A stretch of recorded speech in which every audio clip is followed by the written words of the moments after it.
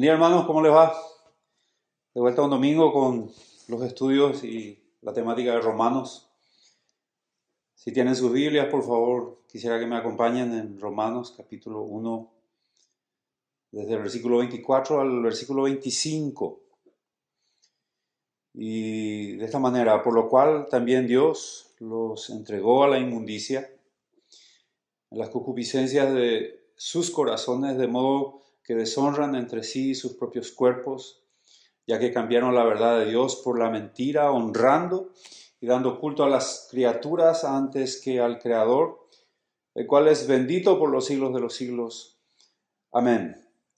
La mayoría de los comentaristas dicen que el capítulo 1, entre el 18 y el 32, son los versos más delicados y hasta conflictivos o espinosos para la mayoría. Así es que, por el contexto que nuestro hermano Eduardo nos explicó y cómo el hombre se inclina a acomodar sus pensamientos y dar su honra o su gloria solamente a lo que ellos por mano propia o por lo que han conseguido en sus mentes inclinan a hacer. Dice, por lo cual, en el versículo 24, la cláusula por lo cual del versículo 24 indica que la retribución que Pablo está a punto de describir tiene su base o razón en el pecado antecedente y que nuestro hermano Eduardo nos explicó y que es el justo castigo por la rebelión del hombre. Puesto que los hombres se han amotinado contra Dios, el Creador los ha abandonado a la inmundicia en concupiscencias de sus corazones, de modo que deshonran sus propios cuerpos. Su pecado fue degradar a Dios, por lo cual también Dios los degradó a ellos. El sermón de esta mañana, al sermón lo pondremos el nombre, cuando el hombre persiste en abandonar a Dios, Dios también está dispuesto a abandonarlos. Wesley lo expresó así: si un hombre no quiere adorar a Dios como Dios, queda abandonado a sí mismo a tal grado que tira su propia humanidad. De la misma manera, Bert observa y dice, cuando Dios ha sido privado de su gloria, los hombres también son privados de la suya. Profanados dentro de sus almas, también son profanados sus cuerpos, puesto que los hombres son uno, alma y cuerpo, obviamente. En el versículo 24, de vuelta, pero Dios, dejándoles seguir los apetitos, dice otra versión, pecaminosos de sus propios corazones, los entregó a la inmoralidad sexual, de modo que sus cuerpos eran deshonrados entre ellos. Existe una estrecha relación entre la idolatría y la inmoralidad. Versículo 22. Profesando ser sabios, se hicieron necios. Versículo 23. Y cambiaron la gloria de Dios incorruptible en semejanza de imagen de hombre corruptible, de aves, de cuadrúpedos y de reptiles. Otra vez, existe una estrecha relación entre la idolatría y la inmoralidad. En relación con esto es pertinente tener en cuenta que Pablo escribe esta epístola, desde Corinto, una ciudad de notoria mala reputación por su inmoralidad y su exceso sexual, o los pecados sexuales. Entonces él lo hace desde allí. La expresión vivir como un Corinto era sinónimo de vivir una vida de decadencia o degradación moral. Eso significaba. El templo de Corinto contaba con más de 1,000 sacerdotisas que no eran otra cosa que promotoras y trabajadoras, sacerdotisas ellas, de la lujuria. Estos hombres, dice Pablo, cambiaron la verdad de Dios por la mentira. La palabra que se utiliza en el griego es pseudos, que significa falsedad o mentira, donde nosotros decimos pseudo cristianismo o pseudo cooperativa o lo que fuese, ¿verdad? Es sustituto, es una falsedad, es una mentira. Esta palabra es la que se utiliza en Juan capítulo 8, 44. Y dice, vosotros sois de vuestro padre el diablo y los deseos de vuestro padre queréis hacer. Él ha sido homicida desde el principio y no ha permanecido en la verdad, porque no hay verdad en él. Cuando habla mentira, y esta es la palabra pseudo, de suyo habla porque es mentiroso y padre de la mentira. La mentira, y la misma palabra que se utiliza en Romanos 1:25. Es un término un poco raro, ¿verdad? Dice, es un término que usa metonimia o metonimia. Tal vez no escuchaste, yo también aprendí esto, pero es importante entender.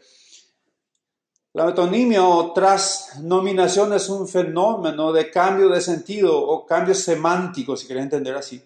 Es designar un concepto con un nombre sirviéndose de alguna relación existente entre ambos nombres. Es frecuente esta situación en intercambio de relaciones de causa y efecto. Bueno, un poco complicado lo que estoy diciendo, pero vamos a encontrar un ejemplo que podría abrir un poco más nuestros ojos si no estamos familiarizados. Por ejemplo, ¿has visto el ego de Carlos? Por ejemplo, es imposible ver el ego, pero estamos usando esa mecánica semántica para entender lo que estamos queriendo decir. O no es importante, por ejemplo, decir, no es importante tener buena cabeza como dedicarse a estudiar. Esto es un lenguaje, es una mecánica de comunicación y lo que se está utilizando aquí es esto, el padre de la mentira. Como si fuese que él fue el procreador de la mentira, o dueño, y la mentira es hijo o hija de Satanás. Entonces, en el Antiguo Testamento, para significar un ídolo, se utilizaba esta mecánica. Por ejemplo, en Jeremías capítulo 10, versículo 14, dice, todo hombre se embrutece y le falta ciencia, se avergüenza de su ídolo, todo fundidor, porque mentirosa es su obra de fundición y no hay espíritu en ella. La misma palabra o la misma mecánica. Jeremías 13:25, esta es tu suerte, la posición que yo he medido para ti, dice Jehová, porque te olvidaste de mí y confiaste en la mentira. Es un juego de palabras. Sabes que es mentira, pero sin embargo estás confiando en la mentira. Es importante llevar esto en mente porque el concepto del lenguaje bíblico tiene un código de interpretación en este asunto, ¿verdad? También en el Nuevo Testamento vemos la asociación de la palabra mentira con la práctica, pero no se refiere a la práctica de una mentira sencillamente por practicar de manera inconsciente. Consiste de que es una mentira, no necesariamente a la práctica sincera sobre una mentira disfrazada y que el practicante lo ignora. Es decir, no es que él cayó en la ignorancia de practicar y creer sinceramente aquella mentira, sino que él sabe que aquello es una mentira, pero sin embargo él confía y lo practica. Segunda de Tesalonicenses, capítulo 2, verso 11, dice así, por esto Dios le envió un poder engañoso para que crean la mentira. Primera de Timoteo 1 dice en el versículo 10, para los fornicarios, para los sodomitas, para los secuestradores, para los mentirosos y perjuros, para cuanto se oponga a la sana doctrina. En Génesis capítulo 3, versículo 1, estamos todavía en el concepto de mentira. Dice, pero la serpiente era astuta, más que todos los animales del campo que Jehová Dios había hecho, la cual dijo a la mujer, ¿por qué Dios os ha dicho no comáis de todo árbol del huerto? Y la mujer respondiendo a la serpiente, del fruto de los árboles del huerto podemos comer, pero el fruto del árbol que está en medio del huerto, dijo Dios, no comeréis de él, ni le tocaréis para que no muráis. Entonces la serpiente dijo a la mujer, no moriréis, sino que sabe Dios que el día que comáis de él, serán abiertos vuestros ojos y seréis como Dios, sabiendo el bien y el mal. Una referencia especial a la mentira está en el versículo 4, en que el hombre sea Dios, en el sentido de que tenga la misma capacidad en sabiduría y poder. Esto nos muestra en Génesis. Fíjense por favor en Apocalipsis 22:15. Dice, mas los perros estarán fuera, y los hechiceros, los fornicarios, los homicidas, los idólatras, y todo aquel que ama y hace la mentira. Otra vez, una relación muy estrecha entre idolatría y mentira. Nos da a entender que, es decir, el hombre impío no está simplemente amando el culto o vive de manera pasiva el engaño. No es que él no se dé cuenta del engaño, como si el impío fuese una víctima de ese engaño. Aquí nos muestra que él es amante del engaño, él realmente es un activista de la mentira. En Efesios capítulo 4:25 se refiere a la práctica de la mentira como hábito de vida en los impíos y no como circunstancias involuntarias a consecuencia de la mentira. Otra vez, se refieren a ellos como un hábito de vida sobre la mentira, digo, y no como circunstancias involuntarias a consecuencia de la mentira. Dice, por lo cual, otra vez, Efesios capítulo 4:25, por lo cual desechando la mentira, hablad verdad cada uno con su prójimo, porque somos miembros los unos de los otros. Era el ánimo de conversar con verdad y no mentira. Y lo que nos da a entender un poquitito es que podemos entender dónde hay mentira y que tenemos la capacidad de desechar la mentira. El inconverso ama la mentira. Le gusta vivir ahí. No es que él sea y su vida sea un accidente de esa mentira. Al contrario, Segunda de Tesalonicenses capítulo 2:7 dice, porque ya está en acción el ministerio de la iniquidad, solo que hay quien al presente lo detiene hasta que él a su vez se ha quitado del medio. 8. Y entonces se manifestará aquel inicuo a quien el Señor matará con espíritu de su boca y destruirá con el resplandor de su venida. Inicuo cuyo advenimiento es por obra de Satanás, con gran poder, señales y prodigios mentirosos. Y con todo engaño de iniquidad para los que se pierden, por cuanto no recibieron el amor de la verdad para ser salvos. Por esto Dios le envía un poder engañoso para que crean la verdad, donde prodigios mentirosos literalmente significa maravillas de mentiras. Esto es son maravillas elaboradas para engañar a la gente a reconocer las falsas pretensiones a la deidad que ellos mismos están buscando en su pecado. Versículo 12, y no termina de sorprenderme, dice, siempre Tesalonicenses, a fin de que sean condenados todos los que creyeron a la verdad, a fin de que sean condenados todos los que no creyeron a la verdad, sino que se complacieron en la justicia. ¿Pudiste notar esa última parte? Sino que se complacieron en la injusticia. Ellos saben que es injusto, pero se complacen en hacerlo. Versículo 6. Ahora vosotros sabéis lo que lo detiene a fin de que a su debido tiempo se manifieste. Cuando Dios aplique la disciplina de abandonarlos a su propia voluntad. Ellos insisten en la mentira, ellos se complacen en la injusticia, pero todavía Dios detiene aquello que con lo cual los va a juzgar. La verdad es que Dios es Dios. La mentira es la exaltación de la criatura por encima del Creador, el cual es bendito por los siglos de los siglos, dice el 25. El hecho de que nos diga no menos de 3 veces, y habrás notado, en el versículo 24, en el versículo 26, en el versículo 28 del mismo capítulo aparece el término Dios los entregó.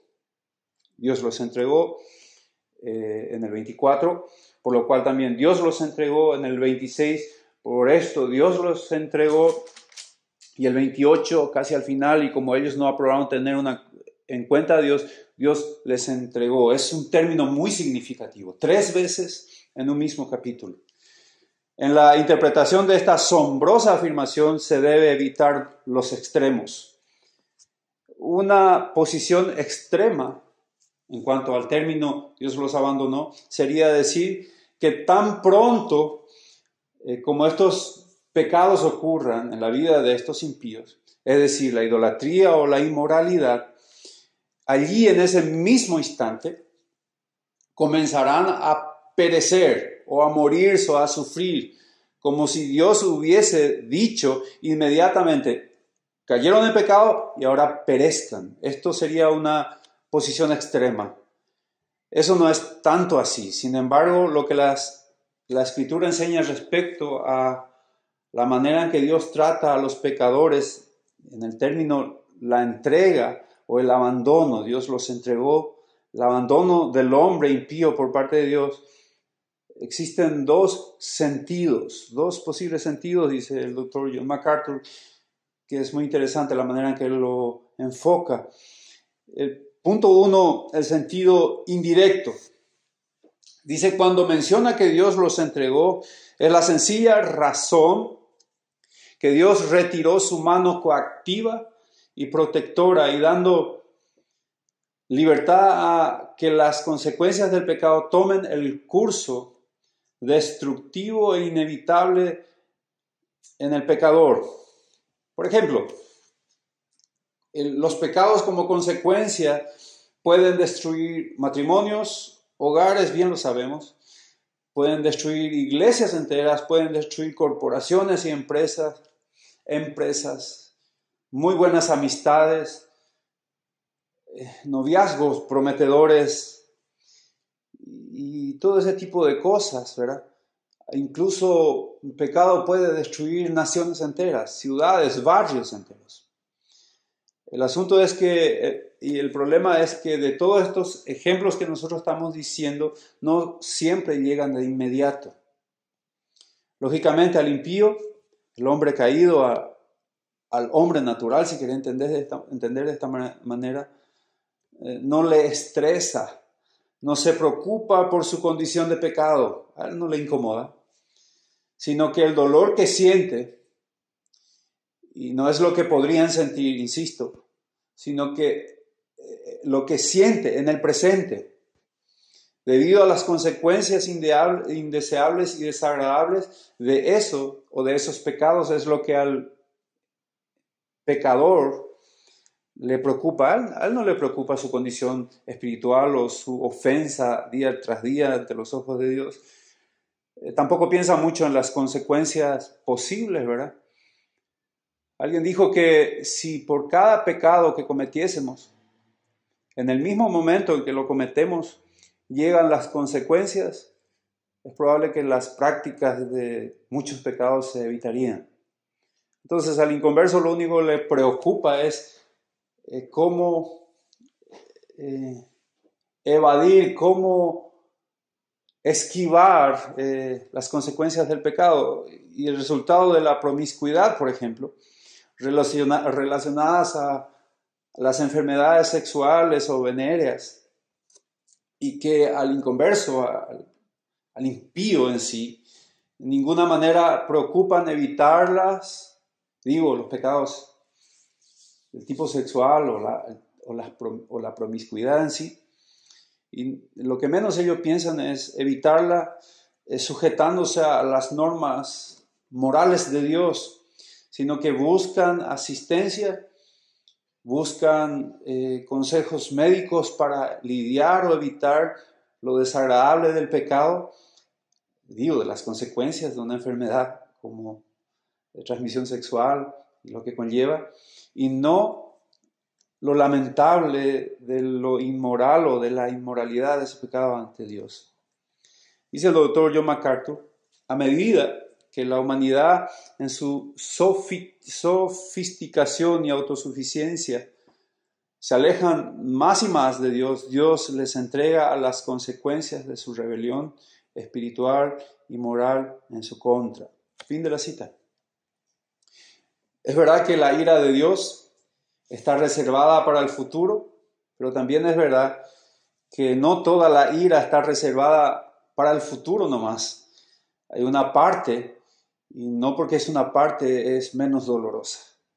También Dios aplica su ira por medio de, ponemos algunos ejemplos, la soledad, frustraciones, desorientaciones, la ansiedad, que es un problema serio en la actualidad, y el pánico en un ambiente tan desesperanzado que es un sello propio de la sociedad moderna hoy en día. Esas son consecuencias y son parte de la ira de Dios. El sentido indirecto del abandono de Dios que mencionamos realmente no es un abandono eterno.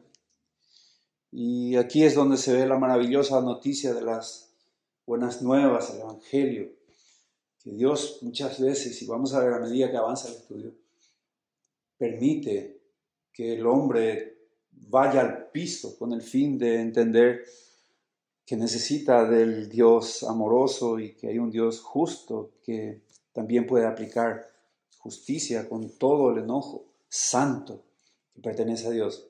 Génesis 4, versículo 6, dice, refiriéndose al pecado de Caín, otra vez, hermanos, no termina de sorprenderme la forma en que Jehová Dios se dirige a Caín. Después, vean ustedes en el versículo 6, entonces Jehová dijo a Caín, ¿por qué te has ensañado y por qué ha decaído tu semblante? Versículo 7, si bien hicieres, no serás enaltecido, y si no hicieres bien, el pecado está a la puerta. Con todo esto, a ti te será tu deseo y tú te enseñorearás de él. Nótese, y fíjate por favor, cómo Dios trata con ternura a Caín aún en su corazón torcido. Como dándole una oportunidad, diciéndole, si no haces lo correcto, ¿acaso no te va a ir bien?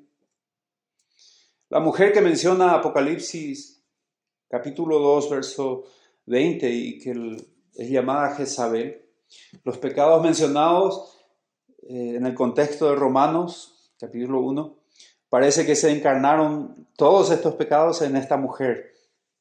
Y dice el verso 20, el capítulo 2, Apocalipsis, pero tengo unas pocas cosas contra ti, que toleras, le dice a la iglesia, esa mujer Jezabel, que se dice ser profetiza y enseña y seduzca a mis siervos a fornicar y a comer cosas sacrificadas a los ídolos. Otra vez, asociación entre idolatría o un culto mentiroso y los pecados inmorales.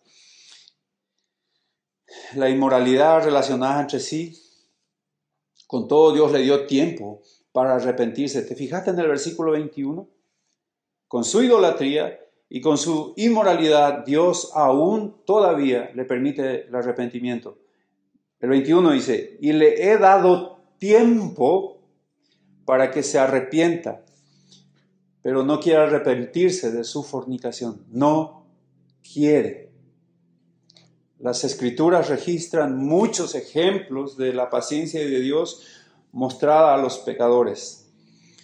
Por ejemplo, entregándolos a Satanás, menciona Pablo, para que esta acción disciplinaria los llevara al arrepentimiento. ¿Se acuerdan de 1 Corintios capítulo 5, verso 5? El tal sea entregado a Satanás para destrucción de la carne, a fin de que el espíritu sea salvo en el día del Señor Jesús. Otro ejemplo muy parecido que da Pablo en Timoteo capítulo 1, verso 20. Dice de los cuales estos hombres que se llaman Himeneo y Alejandro, a quienes, dice Pablo, entregué a Satanás para que aprendan a no blasfemar. Entonces, en el sentido indirecto, vemos que Dios da una disciplina no eterna y siempre con una esencia de misericordia a fin de que el que está siendo disciplinado incline su corazón, se arrepienta y bueno, le vaya bien, que encamine su vida a la moralidad que Dios exige. El segundo punto es el punto o el sentido indirecto, sentido directo, digo bien. Punto 2, el sentido directo. Dios abandonó y entregó al hombre rebelde con actos específicos y de juicios sobrenaturales. La ira que se derrama directamente sobre los hombres pecadores están mostradas en varios relatos de las Escrituras como ejemplos, advertencias y llamadas de atención. Estos juicios divinos, milagrosos y sobrenaturales, por supuesto, como la del diluvio en los tiempos de Noé o la destrucción de Sodoma y Gomorra, fueron realmente catastróficos. Este mismo abandono que vemos con Jezabel y con estos hombres, y Meneo y Alejandro, es la misma disposición paciente que se puede ver en los tiempos de Noé. Génesis 6:5 dice de esta manera: en que la maldad de los hombres era mucho en la tierra, ¿se acuerdan? Y que todo designio de los pensamientos del corazón de estos hombres en los tiempos de Noé, era de continuo solamente el mal. Ellos pensaban, dice la Biblia, y está de adrede, guiado por el Espíritu Santo, pensaban solamente el mal. Indirectamente puedo decir que ya prácticamente pensaban en nada bueno.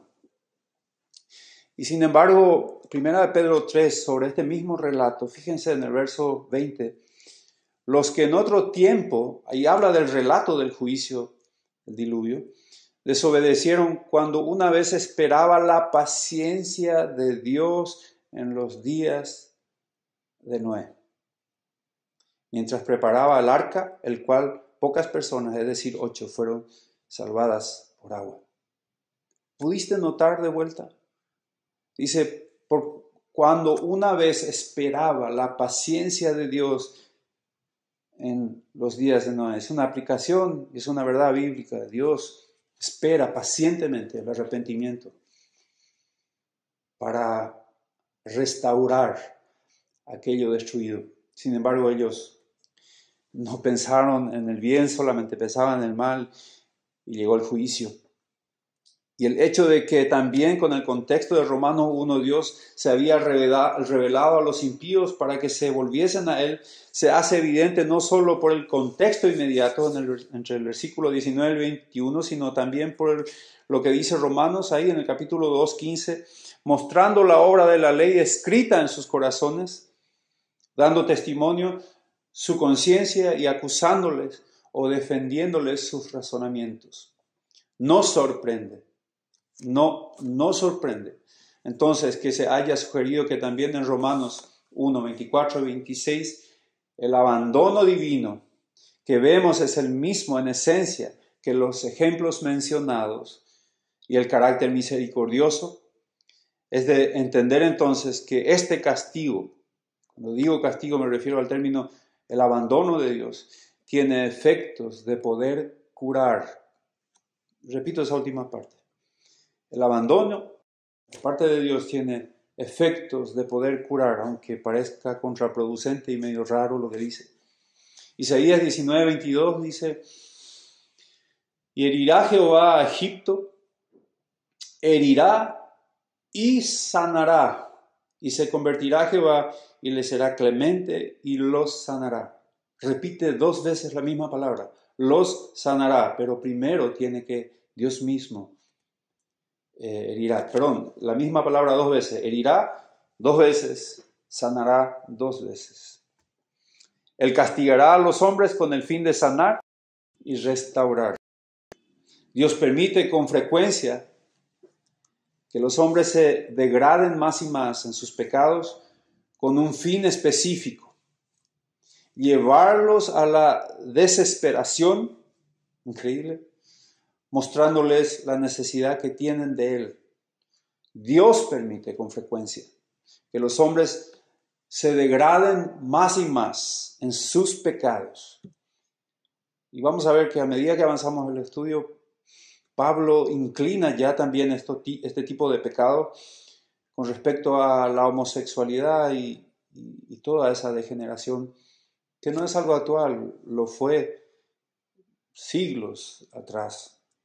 Y Dios dice, con frecuencia permite que estos se degraden con un solo fin, y es muy específico, llevarlos a la desesperación, mostrándole la necesidad que tienen de Él. No cabe duda que es correcto aquí en Romanos entre el 18 y el 25, que en el relato se hace un gran reconocimiento sobre la paciencia divina. Pero también se le debe hacer justicia a otro lado, a otro punto. La misericordia despreciada es un término muy interesante que sería interesante recordar. La misericordia despreciada produce ira. La paciencia divina sin una respuesta favorable de parte del hombre resulta en un derramamiento de la indignación divina. Podemos admitir o aceptar entonces que en el versículo 24 es parte de un párrafo introducido para una referencia, la ira de Dios, versículo 18, que nuestro hermano nos estuvo hablando, Daniel.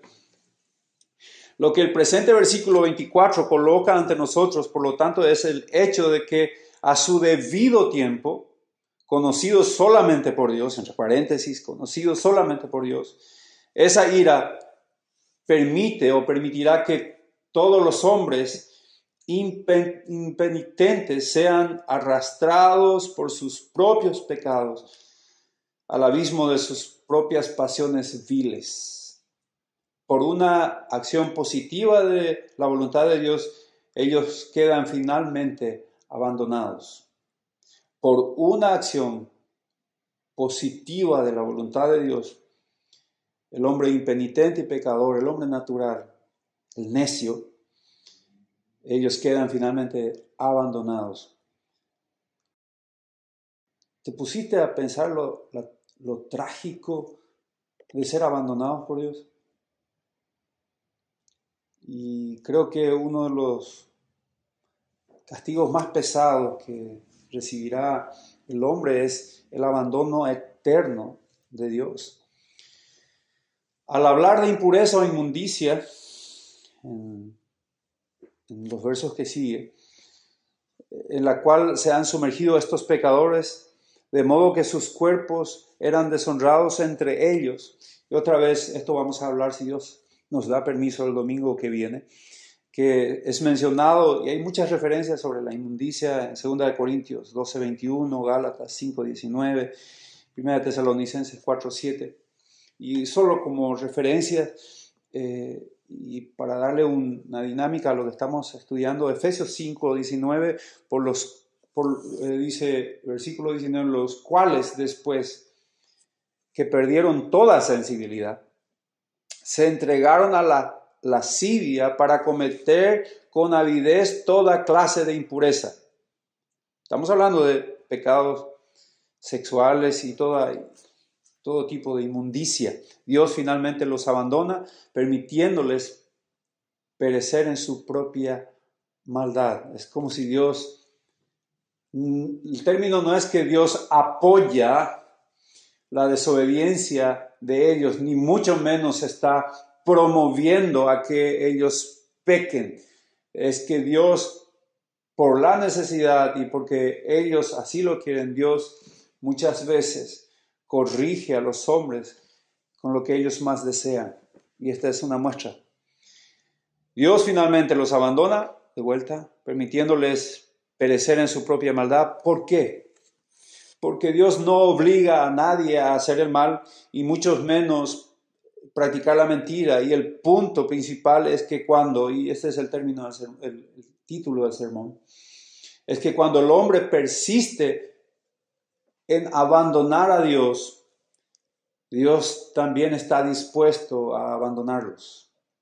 Son términos bastante espinosos, es un término duro también.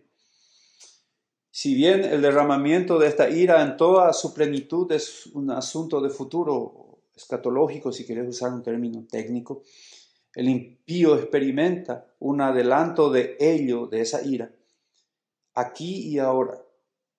Colosenses capítulo 3, versículo 5, dice así: haced morir pues lo terrenal entre vosotros, fornicación, impureza, pasiones desordenadas, malos deseos y avaricia, que es idolatría, o revés, relación entre inmundicia e idolatría, cosa por los cuales la ira de Dios viene sobre los hijos de desobediencia. Así que matad vuestros miembros, dice otra versión, que están sobre la tierra: inmoralidad, impureza, pasión, malos deseos, avaricia, que es idolatría, a causa de los cuales viene la ira de Dios.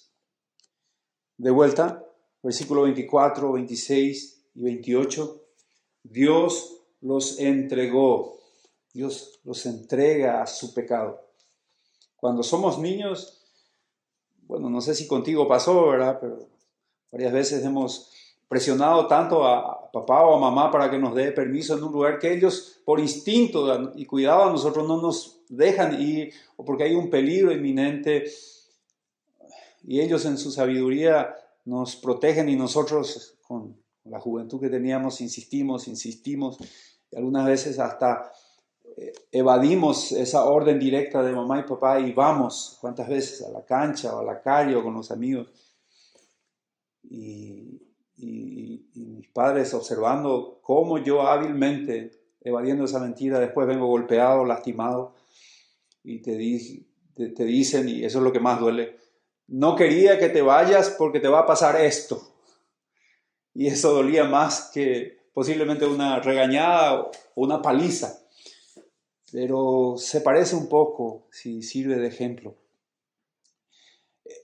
Este era el peor juicio posible.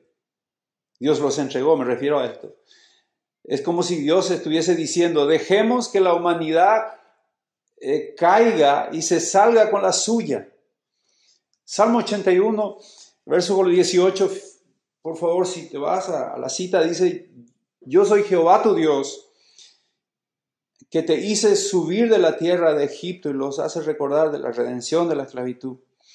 Abre tu boca y yo te llenaré, pero mi pueblo no oyó mi voz, e Israel no me quiso a mí. Y el término, y es duro, es muy parecido a verso 26 y 28 de Romanos. El 12 dice: los dejé, por tanto, a la dureza de su corazón. Como si Dios te estuviese diciendo: está bien, ¿querés pecar? Si querés tanto pecar, te doy libertad. Y la consecuencia queda a tu cargo. Eso es lo que está diciendo. Y el 12 dice entonces: los dejé, por tanto, a la dureza de su corazón, caminaron en sus propios consejos. Sus propios consejos. Oseas capítulo 4, versículo 17, un pasaje muy parecido a la de Salmo 81, dice: Efraín es dado a ídolos, y un término solito, una palabra solita, dice: déjalo. El mismo término que los entregó, les dio libertad de hacer lo que quieran con sus pecados. Después pasa la factura o la consecuencia. En el versículo de capítulo 7 de Hechos, versículo 42, la misma lógica, la misma esencia. Y Dios se apartó y los entregó a que rindiesen culto al ejército del cielo, como está escrito en el libro de los profetas. Dios, dice, se apartó de ellos y les dio libertad a que den culto. Otra vez idolatría. Entre los versículos 23 y 32 describen el rechazo de Dios, su ira temporal del mundo pagano y su religiosidad. El paganismo era y es caracterizado por la perversión y la explotación sexual en todos sus sentidos. Versículo 24 dice: en las concupiscencias de sus corazones. Verso 24. Cuando habla de corazones, está hablando del centro de las emociones. Hay muchas citas que por redimir el tiempo no vamos a poder mencionar, pero digo para que lo investigues: Mateo 5:28, Hechos 2:26, Romanos 1:24, Corintios 2, 2 de Corintios 2:4. Y el uso metafórico de la palabra corazón en las Escrituras no representa las emociones o los sentimientos, que en cierta forma es el término aplicado en la modernidad, en la sociedad actualmente, y que se aplica a las palabras empleadas en la actualidad. No, la Biblia no habla de esto.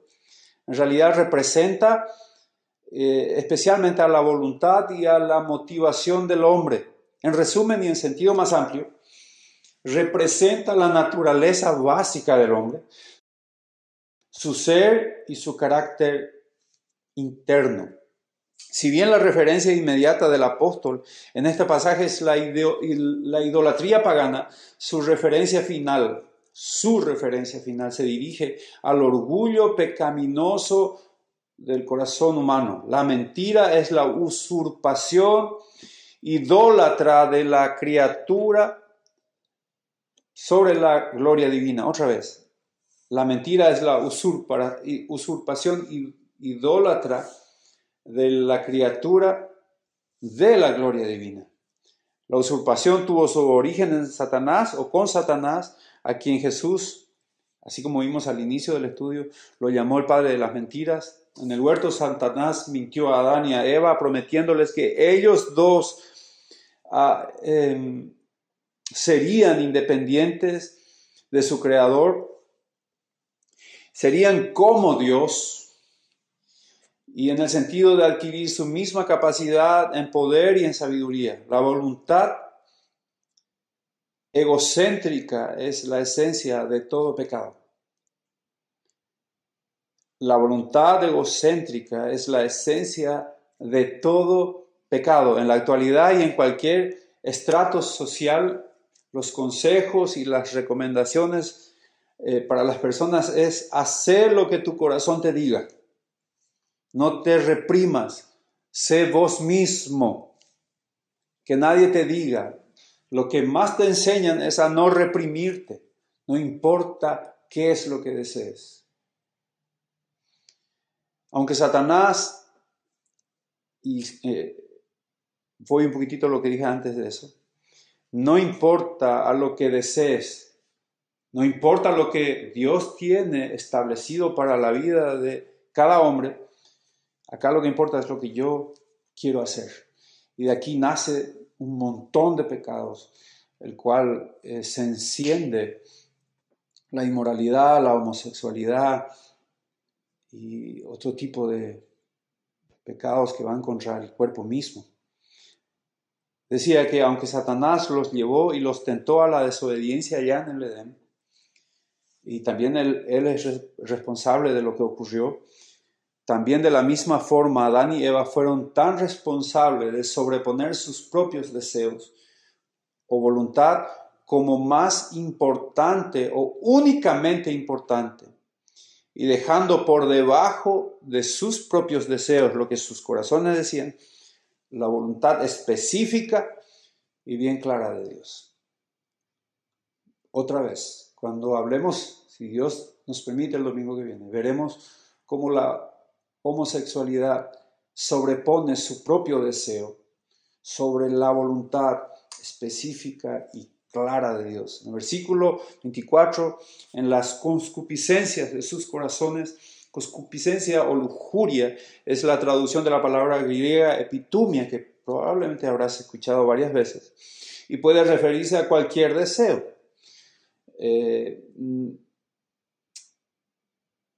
No necesariamente se emplea para deseos carnales como actos pecaminosos o prohibidos, es sencillamente deseo, pero la verdad es que en los términos bíblicos esa palabra epitumia se inclina hacia este tipo de actos pecaminosos. Por ejemplo, Santiago 1:14 dice, sino que cada uno es tentado cuando de su propia concupiscencia, ahí está la palabra epitumia, es atraído y es seducido.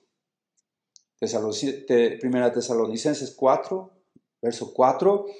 Cada uno de vosotros sepa tener su propia esposa en santidad y honor, no en pasión de concupiscencia, epitumia, como los gentiles que no conocen a Dios, como indicando que los gentiles que no conocen a Dios son llevados por los deseos carnales de sus corazones o la epitumia que está en ellos, ¿verdad? Aquí Pablo le menciona que no vivan como los gentiles en los deseos de sus corazones, en esos deseos pecaminosos. Le está diciendo a los hermanos.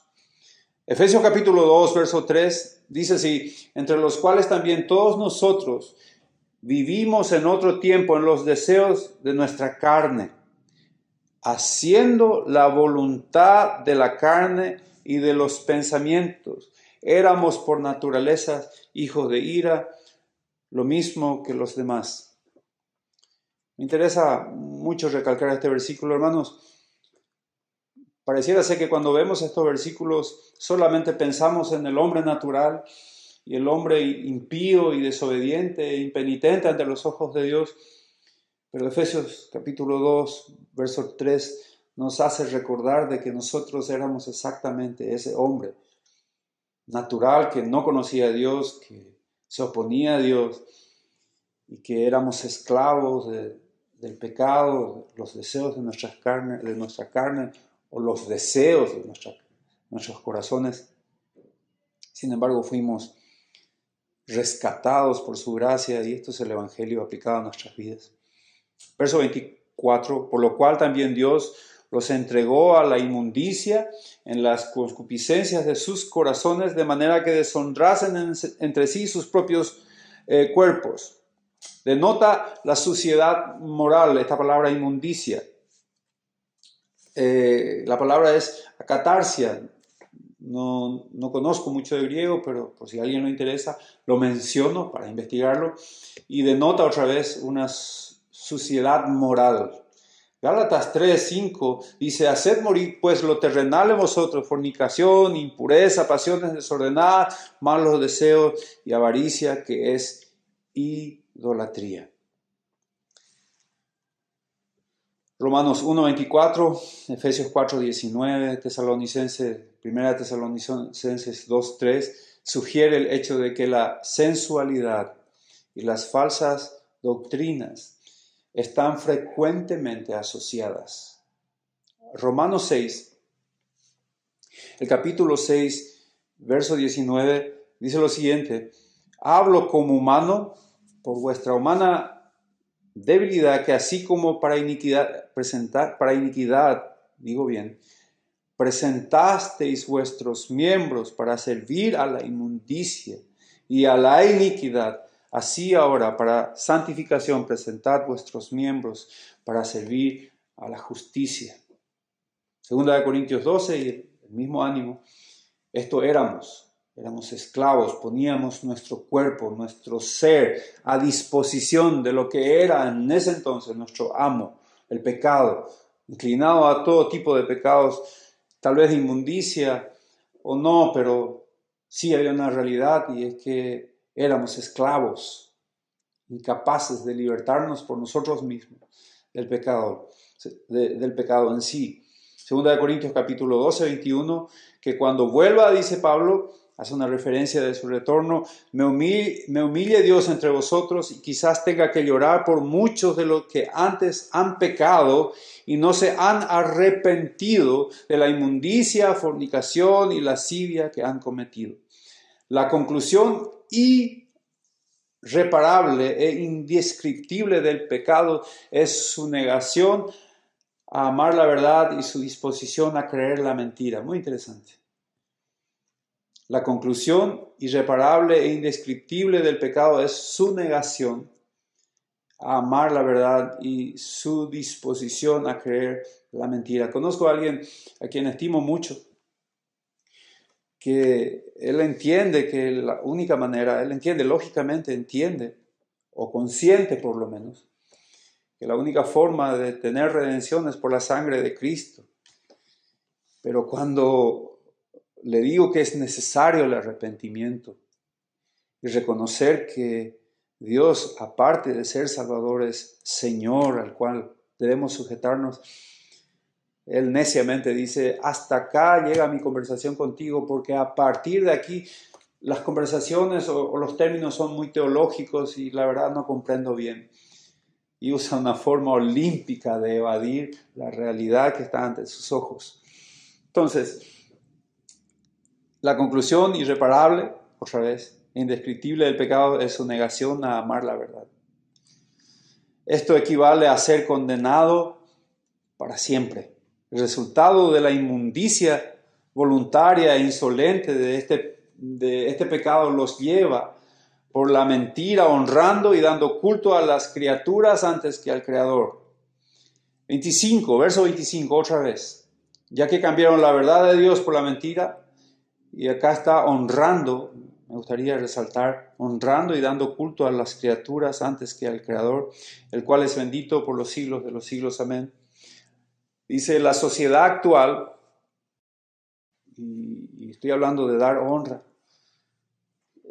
pareciera ser que está solo dirigida a complacer los deseos de su cuerpo y el cuidado de su propio cuerpo, de sí mismo. Lo que más resalta actualmente es el culto al cuerpo. E irónicamente, con la misma obstinación, ninguna generación ha llegado tanto a la degradación del cuerpo humano que la sociedad de hoy actualmente.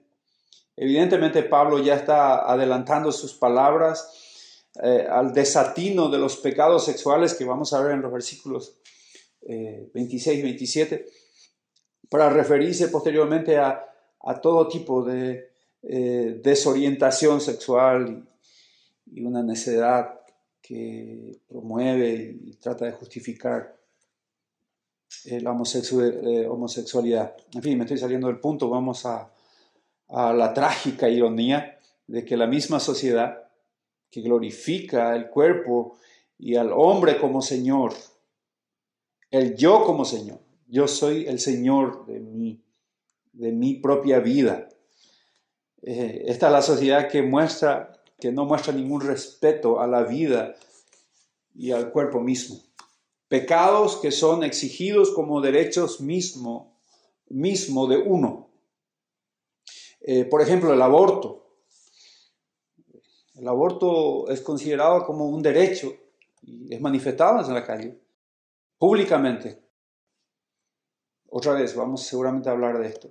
El derecho de la sexualidad, de inducir a la elección la elección libre de la sexualidad. Y bueno, cada uno seguramente en su deseo torcido puede hacerlo, pero incluso ahora, oye, actualmente hay publicidad, hay música, hay una doctrina allí bien escondidita que empuja incluso a los niños a torcer su sexualidad ya desde chiquitito, como si fuese este pecado un derecho propio de la sociedad en la actualidad. Los hombres caídos se niegan a reconocer que rechazar a Dios, los hombres caídos se niegan a reconocer que rechazará a Dios y niegan y rechazan también la única fuente y medida de dignidad del hombre. Si yo rechazo a Dios, estoy rechazando lo que Él con su propia mano ha dignificado, su propia creación, el hombre. Así es que cuando yo rechazo a Dios en mi necedad, estoy jugando en mi contra. En realidad esto no es algo nuevo. Es posible que Pablo ya se habría encontrado en las calles, en aquel entonces, en su sociedad, en Corinto, con las mismas cosas que hoy y que ocurrieron hace 2000 años. En 1 Corintios capítulo 6, probable que ya lo escuchaste varias veces, dice: las viandas para el vientre y el vientre para las viandas. Pero tanto al uno como a las otras destruirá Dios. Pero el cuerpo no es para fornicación, ni para el Señor, sino para el Señor, y el Señor para el cuerpo. Vuelvo a leer. las viandas para el vientre y el vientre para las viandas, pero tanto el uno como a las otras destruirá Dios. Pero el cuerpo no es para la fornicación, sino para el Señor y el Señor para el cuerpo. Evidentemente, comparaban sus pecados de adulterio, fornicación, sus pecados sexuales, como un deseo, como una inclinación física, al mismo nivel de que yo como un alimento porque mi cuerpo me lo pide, y entonces de esta manera, y comparándolo a este acto de alimentarse, lo hacían con sus pecados de inmundicia y desorden sexual. El cuerpo queda deshonrado, el cuerpo queda degradado, rebajado y vilmente denigrado cuando ésta se entrega a la impureza sexual. Una vez con mi esposa, Karina, tuvimos una conversación con un homosexual y era muy hábil con las manos, era un hombre muy talentoso. Pero no me aguanté las ganas de preguntarle una vez si él, con su postura, porque él aceptaba ser homosexual y también hablaba abiertamente de su vida promiscua en su pecado. Entonces no evité preguntarle y le dije si él era feliz. Y en su lenguaje grotesco, él dijo: nosotros los homosexuales somos infelices todos los días, cada día. Ese es el resultado. Su cuerpo es denigrado, su cuerpo es rebajado, está vilmente pisoteado por el pecado, por su propia impureza sexual. Esa es su realidad. Para mi sorpresa, pensé que se iba a defender, pero él se abrió tanto que me quedé pensando y procuré darle el evangelio, pero él sabía que el evangelio iba a cambiar su pecado y no lo aceptó. Huid de la fornicación, dice en el capítulo 6 de Corintios siempre. Cualquier otro pecado que el hombre cometa está fuera del cuerpo, mas el que fornica contra su propio cuerpo peca. Versículo 25. Ya que cambiaron la verdad de Dios por la mentira, honrando y dando culto a las criaturas antes que al Creador, después de realizar esfuerzos de contención y procurar extirpar la verdad de Dios con sus obras injustas el hombre, y aquí el hombre rebelde, a partir de allí se somete voluntariamente a la falta de la verdad, a la mentira, se somete voluntariamente. En contrapropuesta, ahora él exige ser honrado como su propio Dios y glorificado como su propio soberano.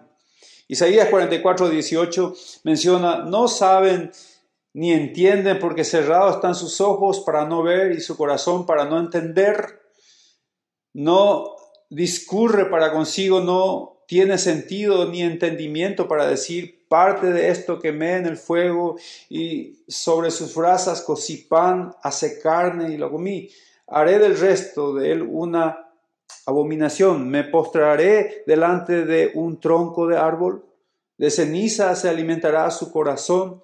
Engañado le desvía para que no libre su alma ni diga: no es pura mentira lo que tengo en mi mano derecha. El hombre acá, prácticamente como teniendo en su mano, pareciera ser una figura. Él dice: bueno, esto es una mentira, pero no lo quiero creer. Me gusta esta mentira. Soy un activista de esta mentira. No lo voy a abandonar. Abandonar a Dios es abandonar la verdad y convertirse en esclavo de la mentira.